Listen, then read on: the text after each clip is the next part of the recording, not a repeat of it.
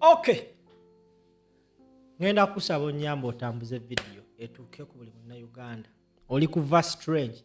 Video eno njagala gikola nga ne mukakkamu kubanga njagala buli Munnayuganda alaba video eno ategeere eggwanga Uganda wa weriri. Olunaku lw'ejjo Uganda yabadde eronda ba district chairperson kosa ne Lord Mayor w'ekibuga Kampala ne bakansala abakiika ku district. Olunaku lw'ejjo abantu tebabadde banyiga mazima, but of course ababazze mbutono bwabwe basobodde olonda. Now ekiri mu kalulu ako bassebo ne bannyabo ekiri mu kalulu ako ngenda kutandika n'embeera eyabadde mu bitundu by'erubaga. Gwe ssebo bannyabo atulaba ku mukutu erubaga ku polling station yemu. Gwe ssebo bannyabo atulaba musajja wa NRM amanyikiddwa nga Majambere yagenze ku polling station okulonda n'akuggala. Majambere yagenze ku polling station okulonda n'akuggala. Njagala olabe clip gye ngenda okuzanyira. Clip eno yakwatiddwa Munnayuganda ali concerned ng'ategeeza ensi ekituse ku polling station yemu mu Lubaga. Babadde bakyalonda nga bali mu kufinalizinga. Majambere najja n'agamba okulonda kuwedde muveewo ng'ate awerekeddwa poliisi. Ba agents ne DR forms tebaaziba wadde. Kati gwe wenna asuubira nti bali mwezo ayinza oyitamu. Kirabika nti obuwanguzi bw'abali mwezo buli mu lusuubo. Njagala olabe ekyabadde ku polling station eno eyabadde erubaga. Bino bye byabaddewo katukomewo.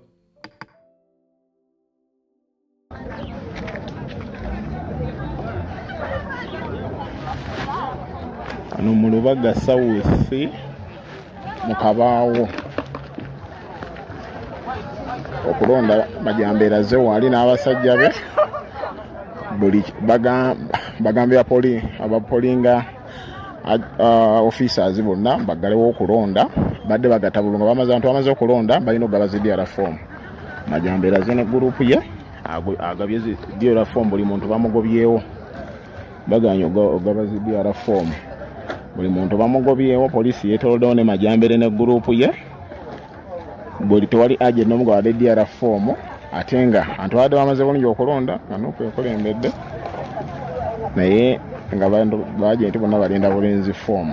Majambere agabye order bintu babizingeko babitwale. Tewali agent n'omu aweereddwa form yadde wa kibiina yenna. Naye ne Majambere wuli waali n'abasirikale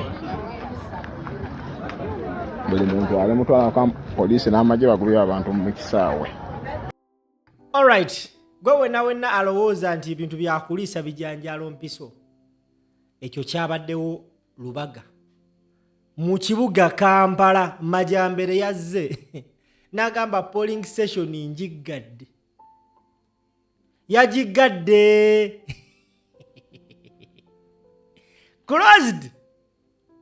Closed. So, obuwanguzi bwa bali mwezo gwe ssebo bannya bandaba bwandibanga buli mu lusuubo. Ku makya yavuddeyo n'akubira ensi omulanga n'agamba nti abasajja batandise okukola emivuyo. Lwesi eno ffenna twali tukimanyi nti bali mwezo agibaddemu ng'avuganya na Erias Lukwago. Erias Lukwago ye amaze n'akkiriza tannaba nakuvayo kunyega kigambo because yakakasiza nti bamukubi. Naye twewunyiza nnyo okubanga owa NRM ensi gwe badde temanyi yadde okubanga alina we yafunye 5. Kati wabanga alina we yafunye 13 bakwata ne bongerako emu ne bubera 13. We batyo bagenze bayiriza embeera. Now okujjako e Kampala nzikiriza nkutwaleko mu kibuga kya Ssaabasajja ekikulu Masaka City. Yo National Unity Platform ngenda nzikiriza kati mu Masaka tujite. Masaka City ya NUP. Meya w'ekibuga Masaka ye bamulangiriridde. Omukyala Florence Namayanja has retained her seat as the mayor of Masaka City. Omukazi ono yakubye opponent we owa DF Mulindwa Michael yafunye obululu emitwalo 22,568. Opponent we owa DF omukulu Mulindwa Michael yafunye obululu 4,933. Mama nyabo, mama yangu yamusabudde landslide. Yo Masaka meya bakansala bonna NUP efuse NUP Masaka. Now ba MP bonna Kimanya Kabonera, Nyendo Mukungwe, Woman MP bonna ba National Unity Platform gega mawulira agava e Masaka. Now kati gwe sebo banyabandaba nzikiriza ngutwaleko e Wakiso district esinga obunene mu Uganda gwe sebo banyabo je njagala okuyitira mukko. Onako olwaleero babadde bali mu kubala kalulu era bugenzo kya kumakya nga omukulu Najja Nasif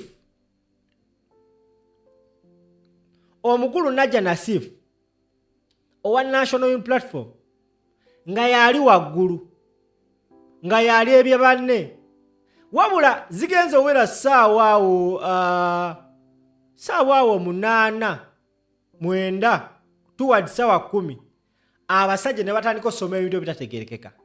Bagenze okumaliriza basebo ne banyabo nga balangiriridde owa NRM amanyikibwa nga Ian Kyeyune ku kifo kino. Remember kifo kino NUP ebadde ekirina. Now this time round era ebadde yagala kitwala naye gwe bawa kadi Najja Nasif bamaze ne balangirira owa NRM. Nenjagala olaba akavuyo akabadde ku polling station. Omusajja Najja Nasif omulaba nti munene akaabye n'asamba n'asiita amagulu. Bamuwaludde nga mubbi w'akasimu ku polling station kuti tali center. Bebi ne bibadde njagala nawe weerabireko ate mbenga akunyumiza ebirala.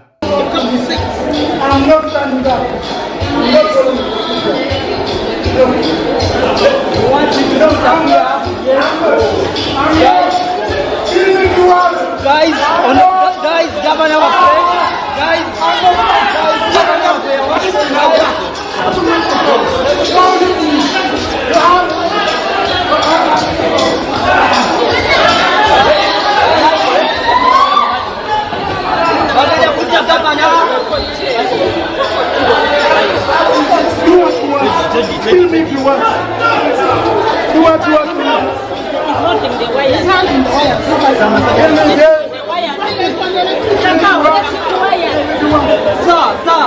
This is the candidate, sir. This is the candidate. Please respect human rights. Respect human rights. This is the candidate, please. This is the candidate. This is the candidate.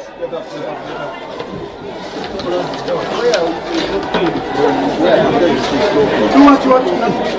It's okay.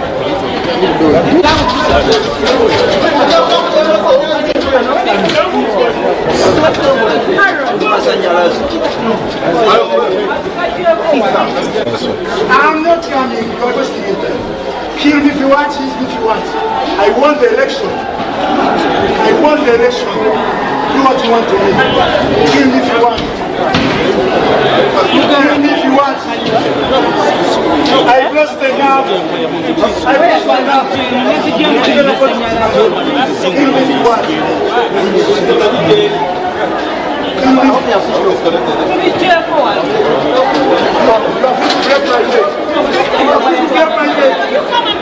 I'm not coming. I'm not coming. I'm not coming. I'm not coming. Can you come? I'm not coming. I'm not coming. You are very well candidate. They announced you just because no. They want to announce the person I want.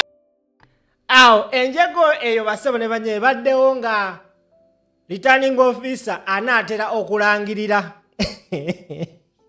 gavana wa Wakiso Naja Nasifu yesibide ku mpaji n'agamba mukole kye mwagala sigenda va waneeno mwagala kubba buwanguzi bwange naye bamaliriza nga balangiriridde owa NRM nti yawangudde akalulu kano. Omuntu omuyangambe nti simple ebigenda obeera mu kalulu k'aba district chairpersons tebigenda kwawukana nnyo na byabadde mu kalulu k'aba NUP ne president. We are going to witness abantu abagenda olangirira ebintu ebyabwe. Waliwo omukyala kansala gwendabye bamusindise okuva waggulu naye okubawo ng'alinganga agenda okufa. It is really absurd. It is really as in really absurd nti bino bihappeninga mu Mumbeera eno. Oyo Naja Nasifu akugamba NDR forms zonna azirina era akakasa nti akalulu akawangudde naye abasajja balangiriddemu owa NRM.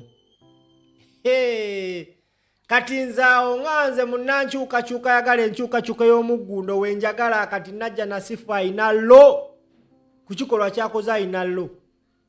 Era nkugamba ebigambo bino gwandaba abantu bagenda banyiiga mpola.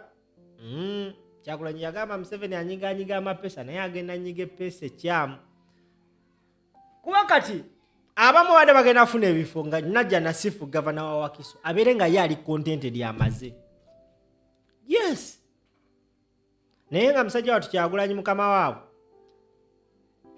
twateesa twalagana tulina olwanira obuwanguzi bwaffe newankubadde nga there is still time naye abasinga kizibu nnyo convincing omuntu nti NUP gwe balangiriridde ng'agenda nafuna ebibiri okuvaayo okwekalakasa kizibu era ku 10 oyinza osangako batono nnyo kati nga NUP tagenda nko mu parliament gwe gwakasooka bamulangiridde omugambe mbw agende yekalakasa because the first form of okwekalakasa gye twandiyagadde fenga bannankyukakyuka ba NUP 50 abakonfamingiddwa nti ba NUP obutalayira kiba kigenda kukola amawulire manene nnyo. Omanyi 50 MPs abo opposition bagamba tetugenda kulayira unless nga akalulu kaneeno kazzemu ne katunulwamu. Basobola n'oteekawo embeera tetugenda kulayira unless nga akalulu kaneeno tukazzeemu ate nga abakakubiriza balina kuba nga bali independent. It is possible. Naye I'm very sure they cannot do it.